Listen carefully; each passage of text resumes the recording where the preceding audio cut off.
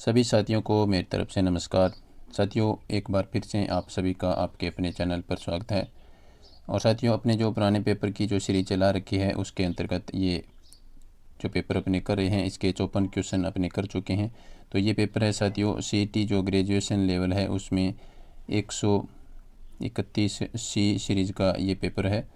तो आइए शुरुआत करते हैं आज के वीडियो की और देखते हैं नेक्स्ट जो 54 क्वेश्चन तक अपने पिछले क्लास में कर चुके हैं उससे आगे के ये क्वेश्चन है। तो 55 नंबर क्वेश्चन से आज अपनी क्लास है वो शुरू कर रहे हैं। और सीटी का ये अपनी क्लासों का ये चौथा पेपर है। 4 शिफ्टों में एग्ज़ाम हुए थे और ये अपने 8 क्लासों में पूरे किए हैं। तो ये सीटी के पेपर्स की आज 8वीं क्लास है, क्योंकि ग्रुप डी का जो पेपर था उसको अपने सबसे पहले कर चुके थे। तो ये ग्रुप सी का चौथा पेपर है और उसकी दूसरी क्लास है। तो आइए देखते हैं आज का पहला क्वेश्चन। कोपेन के जलवायु वर्गीकरण के अनुसार डूंगरपुर और बांसवाड़ा जिलों में किस प्रकार की जलवायु पाई जाती है। तो साथियों, डूंगरपुर और बांसवाड़ा में है वो कोपेन के जलवायु वर्गीकरण के अनुसार AW प्रकार की जलवायु पाई जाती है, जो कि आपके ऑप्शन डी में दिया हुआ है। तो इस आंसर का आंसर हो जाएगा इस क्वेश्चन का ऑप्शन डी, AW प्रकार की जलवायु। नेक्स्ट क्वेश्चन है, राजस्थान में किस वृक्ष से कत्था निकाला जाता है। तो ये क्वेश्चन बहुत बार साथियों पुराने पेपरों में पूछा जा चुका है। तो कत्था है वो साथियों खैर के वृक्ष से निकाला जाता है, जो कि ऑप्शन सी में आपके यहाँ पर दिया है। तो यहाँ पर आपका आंसर होगा ऑप्शन सी, खैर। नेक्स्ट अपने क्वेश्चन पर चलते हैं साथियों। अपने ज़्यादा बिना कोई समय ख़राब करे अपने जल्दी जल्दी इन क्वेश्चनों का रिवीजन है वो कर रहे हैं। निम्नलिखित में से कौन सा सुमेलित नहीं है। तो क्या बताना है, एक तरफ नदी है और एक तरफ संबंधित जिला है।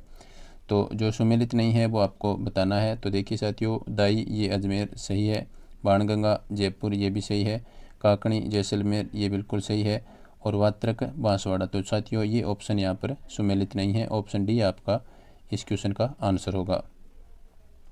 नेक्स्ट क्वेश्चन देखिए साथियों, राजस्थान में सोयाबीन उत्पादक प्रमुख क्षेत्र है। तो साथियों सोयाबीन उत्पादक जो प्रमुख क्षेत्र है वो राजस्थान में कौन से हैं। तो साथियों यहाँ पर आपका आंसर होगा ऑप्शन बी, हाड़ौती का पठार है वो राजस्थान का प्रमुख सोयाबीन उत्पादक क्षेत्र है। ऑप्शन बी यहाँ पर आपका आंसर होगा। नेक्स्ट देखिए साथियों, 2011 की जनगणना के अनुसार राजस्थान के सर्वाधिक जनसंख्या वाले जिले, यानी जिनकी सर्वाधिक जनसंख्या है, तो वो आपको अवरोही क्रम में बताना है, यानी बड़े से छोटे की ओर। तो सबसे पहले सबसे बड़ा जिला आएगा जिसकी जनसंख्या सर्वाधिक है। तो देखिए यहाँ पर साथियों जयपुर है वो 1 नंबर पर आता है जनसंख्या के मामले में। तो इन दो ऑप्शन में जयपुर है वो दिया है। तो ये दोनों ऑप्शन आपके आंसर है वो नहीं होंगे। तो जयपुर के बाद में साथियों देखिए, जयपुर के बाद में आता है जोधपुर। तो दोनों में जोधपुर है वो दिया है। उसके बाद में आता है साथियों अलवर तीसरे नंबर पर। तो अलवर है वो ए ऑप्शन में दिया है। तो यहाँ पर साथियों आपका जो आंसर है वो ऑप्शन ए आपका आंसर होगा इस क्वेश्चन का। जयपुर, जोधपुर, अलवर और नागौर ये सर्वाधिक जनसंख्या वाले 4 जिले हैं अवरोही क्रम में। चलते हैं साथियों नेक्स्ट क्वेश्चन पर। राजस्थान में ऑयल रिफाइनरी की स्थापना कहाँ की जा रही है। तो साथियों इस क्वेश्चन का आंसर होगा, ऑयल रिफाइनरी की स्थापना है वो राजस्थान में बाड़मेर में की जा रही है। तो ऑप्शन डी आपका आंसर होगा। नेक्स्ट क्वेश्चन देखिए, विधानसभा चुनाव में अस्पष्ट बहुमत के कारण राजस्थान में राष्ट्रपति शासन कब लगाया गया। तो साथियों राजस्थान में जो विधानसभा चुनाव में अस्पष्ट बहुमत के कारण राष्ट्रपति शासन लगाया गया था वो 1967 में लगाया गया था। तो ऑप्शन सी आपका यहाँ पर आंसर होगा। नेक्स्ट क्वेश्चन देखिए साथियों, राजस्थान राज्य मानवाधिकार आयोग के अध्यक्ष एवं सदस्यों की चयन समिति में निम्न में से कौन है वो शामिल नहीं होता। तो आपको जो नहीं शामिल होते हैं उनको बताना है। 3 शामिल होते हैं और एक यहाँ पर दिए गए ऑप्शन में जो शामिल नहीं है वो है। तो साथियों मुख्यमंत्री शामिल होते हैं, गृह मंत्री शामिल होते हैं और विपक्ष के नेता ये शामिल होते हैं किसकी समिति में, मानवाधिकार आयोग के अध्यक्ष की चयन समिति में। तो जो शामिल नहीं होते तो साथियों यहाँ पर आपका आंसर होगा ऑप्शन ए, राज्यपाल इसमें शामिल नहीं होते। नेक्स्ट क्वेश्चन देखिए साथियों, निम्नलिखित में से कौन सा कथन असत्य है। तो साथियों इसमें आपको जो असत्य कथन है वो आपको यहाँ पर बताना है। तो साथियों यहाँ पर है जो असत्य कथन है वो ऑप्शन सी इसका आंसर माना गया है। तो ये कथन असत्य है। पैसा अधिनियम अनुसूची 5 के 9 राज्यों में लागू है, ये असत्य कथन है। बाकी जो तीनों कथन दिए गए हैं वो सत्य है, इनको आप पढ़ करके याद कर लें। नेक्स्ट क्वेश्चन पर अपने साथियों चलते हैं। राजस्थान में राजस्व मंडल की स्थापना कब हुई। तो साथियों राजस्थान में जो राजस्व मंडल की स्थापना है वो 1949 में हुई थी। तो यहाँ पर आपका आंसर होगा ऑप्शन बी 1949। नेक्स्ट क्वेश्चन देखिए साथियों, राजस्थान राज्य मानवाधिकार आयोग के ऐसे अध्यक्ष को चिन्हित कीजिए जो उच्चतम न्यायालय के न्यायाधीश भी रहे हैं।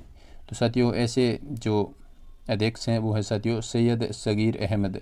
तो यहाँ पर साथियों ऑप्शन सी आपका आंसर होगा। ये राजस्थान राज्य के मानवाधिकार आयोग के अध्यक्ष भी रह चुके हैं और उच्चतम न्यायालय यानी सुप्रीम कोर्ट के न्यायाधीश भी रह चुके हैं। कौन? सैयद सगीर अहमद। ऑप्शन सी आपका आंसर होगा। नेक्स्ट देखिए साथियों, निम्नलिखित में से आपको असत्य कथन है वो बताना है। तो देखिए राजस्थान में मुख्यमंत्री सहित 30 मंत्री हो सकते हैं, ये बात यहाँ पर बिल्कुल सही है। राजस्थान के सभी मंत्री कैबिनेट मंत्री होते हैं, ये गलत है। कैबिनेट में महत्वपूर्ण विभाग होते हैं, ये बिल्कुल सही है। और राजस्थान सरकार में वर्तमान में कोई भी उपमंत्री नहीं है, तो ये भी बिल्कुल सही है। तो साथियों यहाँ पर आपका जो आंसर है, जो असत्य कथन है, वो ऑप्शन बी में है। राजस्थान के सभी मंत्री कैबिनेट मंत्री है, ये असत्य कथन है। चलते हैं साथियों नेक्स्ट क्वेश्चन पर। नेक्स्ट क्वेश्चन देखिए साथियों, निम्नलिखित में से कौन सा एक कथन है वो सत्य नहीं है। तो यहाँ पर भी आपको जो सत्य नहीं है वो बताना है। तो साथियों यहाँ पर जो ऑप्शन आपके सामने दिए गए हैं, सन 1772 में वॉरेन हेस्टिंग्स द्वारा जिला कलेक्टर का पद सृजित किया गया, ये बात बिल्कुल सही है। और बी में है जिले में जिला कलेक्टर मुख्य प्रोटोकॉल अधिकारी का कार्य करता है, ये भी बिल्कुल सही है। और भारत के संविधान में अनुच्छेद 233 में जिला न्यायाधीश शब्द का उल्लेख किया गया है, ये भी कथन सही है। साथियों यहाँ पर ऑप्शन डी है वो असत्य है, इसमें आपका आंसर होगा ऑप्शन डी। नेक्स्ट क्वेश्चन देखिए साथियों, राजस्थान उच्च न्यायालय का उद्घाटन राज्य प्रमुख स्वाभिमान सिंह द्वारा खालिस्तान, यहाँ पर आपको आंसर देना है, में किया गया था। तो ऑप्शन आपके सामने है 29 अगस्त 1949, 28 अगस्त 1950, 27 मार्च 1951 और 28 जनवरी 1952। तो साथियों राजस्थान में जो उच्च न्यायालय का उद्घाटन किया गया था वो 29 अगस्त 1949 को किया गया था। तो ऑप्शन ए आपका आंसर होगा। नेक्स्ट क्वेश्चन देखिए, निम्नलिखित में से कौन राजस्थान से राज्यसभा चुनाव 2022 में निर्वाचित नहीं हुआ। तो ये क्वेश्चन काफ़ी बार पुराने पेपरों में पूछा जा चुका है करंट जीके के अंतर्गत। तो साथियों इसमें जो ऑप्शन होगा ऑप्शन डी श्री सुभाष चंद्र है वो इसमें निर्वाचित नहीं हुए थे, बाकी तीनों सदस्य निर्वाचित हुए थे। तो ऑप्शन डी आपका आंसर होगा। नेक्स्ट देखिए साथियों, निम्नलिखित में से कौन सा युग्म है वो सुमेलित नहीं है। तो जो सुमेलित नहीं है वो आपको यहाँ पर बताना है। तो देखिए साथियों 243 आर नगर पालिकाओं की संरचनाओं का उल्लेख करता है, ये बात बिल्कुल सही है। 243 एस वार्ड समितियों का गठन एवं संरचना के बारे में उल्लेख करता है, ये भी सही है। 243 जेड ई महानगर योजना समिति का गठन, ये भी बिल्कुल सही है। तो यहाँ पर जो सुमेलित नहीं है साथियों वो ऑप्शन डी होगा। 243 जेड सी जिला योजना समिति का गठन, ये असुमेलित है। तो यहाँ पर आपका आंसर ऑप्शन डी है, वो सुमेलित नहीं है। तो ऑप्शन डी आपका आंसर होगा। नेक्स्ट क्वेश्चन पर अपने चलते हैं साथियों। मानव गरीबी सूचकांक HPI वंचन को समग्र सूचकांक के रूप में मापता है। तो यहाँ पर जो आपको जो मानव समग्र जो सूचकांक के रूप में किस प्रकार मापता है तो वो आपको यहाँ पर बताना है। तो यहाँ साथियों यहाँ पर जो आपका आंसर होगा वो ऑप्शन सी दीर्घायु, ज्ञान और जीवन स्तर को मापता है। तो ऑप्शन सी में जो तथ्य दिए गए हैं इनको मानव गरीबी सूचकांक वचन को समग्र सूचकांक के रूप में मापा जाता है। नेक्स्ट अपने क्वेश्चन पर चलते हैं साथियों। नेक्स्ट क्वेश्चन है, योजना आयोग को दिए गए संस्थान में से किसके द्वारा प्रतिस्थापित किया गया है। तो साथियों योजना आयोग को नीति आयोग के द्वारा प्रतिस्थापित किया गया है, यानी योजना आयोग का नाम बदल करके नीति आयोग है वो कर दिया गया है। तो ऑप्शन ए आपका यहाँ पर आंसर होगा। नेक्स्ट क्वेश्चन देखिए साथियों, माल और सेवा कर नेटवर्क GSTN के संबंध में निम्नलिखित कथनों पर विचार करें। तो यहाँ पर आपको सही आंसर है वो बताना है इन दो ऑप्शन को देख करके। तो साथियों यहाँ पर जो आपका आंसर होगा वो अपने देखते हैं, यह एक गैर सरकारी प्राइवेट लिमिटेड कंपनी है, ये बात बिल्कुल सही है। और दूसरा यह एक गैर लाभ कंपनी है, ये भी सही है। तो दोनों कथन सही हैं। तो दोनों कथन ऑप्शन सी में दिए गए हैं, कथन 1 और 2 दोनों सही है। तो यहाँ पर आपको सही बताना था, तो ऑप्शन सी आपका यहाँ पर आंसर होगा। नेक्स्ट क्वेश्चन देखिए, निम्नलिखित में से क्या भारतीय अर्थव्यवस्था की कृषि और संबंध सेवाओं में सम्मिलित जो नहीं है वो आपको यहाँ पर बताना है। तो साथियों यहाँ पर जो खाद्य प्रसंस्करण है ये इसमें भारतीय अर्थव्यवस्था की कृषि में सम्मिलित नहीं है, बाकी तीनों है वो सम्मिलित है। तो ऑप्शन बी आपका यहाँ पर आंसर होगा। नेक्स्ट देखिए साथियों, राष्ट्रीय खाद्य सुरक्षा मिशन का एक उद्देश्य कुछ फसलों के उत्पादन में वृद्धि करना है, जो कौन कौन सी है वो आपको यहाँ पर बताना है। तो देखिए साथियों, चावल, गेहूँ, दालें और तिलहन, ऑप्शन ए आपका यहाँ पर आंसर होगा। ये फसलें इसमें शामिल है। नेक्स्ट देखिए 76 नंबर क्वेश्चन, जो कि वर्ल्ड के कर्नजी के से संबंधित है।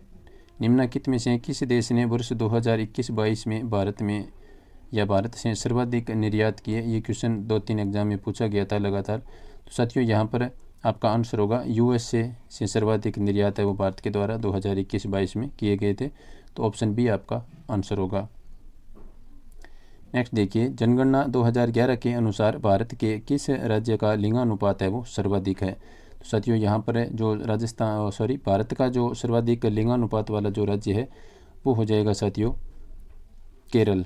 ऑप्शन ए आपका आंसर होगा। चलते हैं साथियों नेक्स्ट क्वेश्चन पर। नेक्स्ट क्वेश्चन देखिए, भारतीय अर्थव्यवस्था से संबंधित ये क्वेश्चन है। इसमें आपको बताना है भारतीय अर्थव्यवस्था के संदर्भ में निम्न पर विचार कीजिए, और यहाँ पर आपको जो मौद्रिक नीति के जो घटक हैं वो कौन कौन से हैं ये आपको यहाँ पर बताना है। तो साथियों यहाँ पर जो खुले बाजार की क्रियाएं और बैंक दर हैं ये दोनों ही मौद्रिक नीति के घटक हैं। तो ऑप्शन 3 और 4 और ये दोनों दिए गए हैं ऑप्शन डी में। तो यहाँ पर आपका आंसर होगा ऑप्शन डी। खुले बाजार की क्रियाएं और बैंक दर है वो मौद्रिक नीति के घटक माने जाते हैं। नेक्स्ट क्वेश्चन देखिए, भारत में राजकोषीय नीति किसके द्वारा तैयार की जाती है? तो साथियों जो भारत में राजकोषीय नीति है वो वित्त मंत्रालय के द्वारा तैयार की जाती है। ऑप्शन ए आपका यहाँ पर आंसर होगा।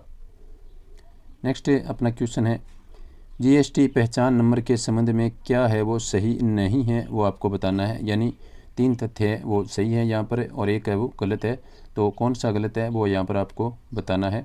तो यह एक 15 अंक एवं अक्षरों का कोड है, ये बात बिल्कुल सही है। इसमें प्रथम 2 अंक राज्य का कोड होते हैं, ये भी सही है। इसमें व्यक्ति या व्यवसाय के पैन कार्ड समाहित होते हैं, ये बात भी बिल्कुल सही है। साथियों यहाँ पर जो आपका आंसर होगा यह 16 अंक एवं अक्षरों का कोड है, ये बात गलत है। तो यहाँ पर जो सही नहीं है वो पूछा है, तो ऑप्शन डी आपका यहाँ पर आंसर होगा। नेक्स्ट देखिए, राजस्थान में मुख्यमंत्री राजनीर योजना किस वर्ष घोषित की गई? तो साथियों यह योजना 2020 में घोषित की गई थी। तो ऑप्शन बी आपका यहाँ पर आंसर होगा। नेक्स्ट है साथियों, HPCL और आपको Rajasthan refinery limited, Hindustan petroleum corporation यानी HPCL एवं राजस्थान सरकार के मध्य जो हिस्सेदारी है उसको यहाँ पर आपसे पूछा गया है। ये क्वेश्चन काफ़ी बार उस समय पुराने पेपरों में आया हुआ है। तो साथियों इसमें HPCL की जो हिस्सेदारी है वो 74% है और सरकार की हिस्सेदारी 26% है। तो यहाँ पर आपका आंसर होगा साथियों ऑप्शन डी में 74% HPCL और 26% राजस्थान सरकार। तो ऑप्शन डी आपका आंसर होगा। नेक्स्ट देखिए, पंचायती राज के किस स्तर पर एक साथीन का चयन महिला विकास कार्यक्रमों के लिए मानदेय महिला कार्यकर्ता के रूप में किया जाता है? तो साथियों ये किया जाता है ग्राम पंचायत स्तर पर। ऑप्शन डी आपका आंसर होगा। नेक्स्ट देखिए, भूजल प्रबंधन के लिए हेली बोरन सर्वेक्षण तकनीक का प्रारंभ राजस्थान के किस जिले में किया गया? तो साथियों इस जो हेली बोरन सर्वेक्षण तकनीक का राजस्थान में प्रारंभ है वो जोधपुर जिले से किया गया था। ऑप्शन बी आपका आंसर होगा। नेक्स्ट देखिए, राजस्थान में मक्का की खेती के प्रमुख जिले हैं। मक्का की खेती के लिए कौन कौन से जिले राजस्थान में प्रमुख है? तो साथियों यहाँ पर जो चित्तौड़गढ़, बांसवाड़ा और बूंदी ये राजस्थान में मक्का के लिए पहचाने जाते हैं। तो ऑप्शन बी आपका आंसर होगा, चित्तौड़गढ़, बांसवाड़ा और बूंदी। नेक्स्ट अपना क्वेश्चन देखिए साथियों, राजस्थान खादी एवं ग्रामोद्योग बोर्ड द्वारा खादी प्लाजा का निर्माण कहाँ किया जाएगा? ये कर्नजी का क्वेश्चन है, राजस्थान से संबंधित है। तो साथियों ये खादी एवं ग्रामोद्योग बोर्ड द्वारा जो खादी प्लाजा है इसका निर्माण जयपुर में किया जाएगा। ऑप्शन बी आपका आंसर होगा। नेक्स्ट देखिए साथियों, निम्नलिखित में से किन्हें प्रवन वृहद परियोजना से सिंचाई सुविधा मिलेगी? तो साथियों प्रवन सिंचाई परियोजना ये 12 में स्थित है। तो जो 12 में है वो ऑप्शन आप पहले छांट लें। तो देखिए साथियों ऑप्शन ए में 12 दिया है और बी में दिया है, सी में नहीं है और यहाँ पर डी में नहीं है। तो साथियों 87 नंबर जो क्वेश्चन है इसका आंसर होगा ऑप्शन बी, झालावाड़, बारां और कोटा के 637 गाँव में। तो ऑप्शन बी आपका यहाँ पर आंसर होगा। 87 नंबर क्वेश्चन का सही आंसर ऑप्शन बी होगा। नेक्स्ट क्वेश्चन देखिए, वर्ष 2021-22 में राजस्थान में उद्योग क्षेत्र का स्थिर कीमतों पर सकल राज्य मूल्यवर्धन में क्षेत्रीय योगदान क्या है। तो 2011 ये पूछा है, इसमें आपका उद्योग क्षेत्र का आपको बताना है। तो साथियों यहाँ पर आपका आंसर होगा ऑप्शन सी, उद्योग क्षेत्र 26.34% योगदान है। नेक्स्ट देखिए, राजस्थान में उत्सव भोज योजना संबंधित है। तो साथियों ये किससे संबंधित है, ये मिड डे मील योजना से संबंधित है। ये काफ़ी महत्वपूर्ण क्वेश्चन है, तो ऑप्शन डी आपका आंसर होगा। नेक्स्ट देखिए, श्रम ब्यूरो शिमला सितंबर 2020 से राजस्थान के किन केंद्रों के लिए औद्योगिक श्रमिकों हेतु उपभोक्ता मूल्य सूचकांक वर्ष 2016 जारी करता है। तो साथियों यहाँ पर आपका आंसर होगा अलवर, भीलवाड़ा और जयपुर जिलों के लिए, ऑप्शन ए आपका आंसर होगा।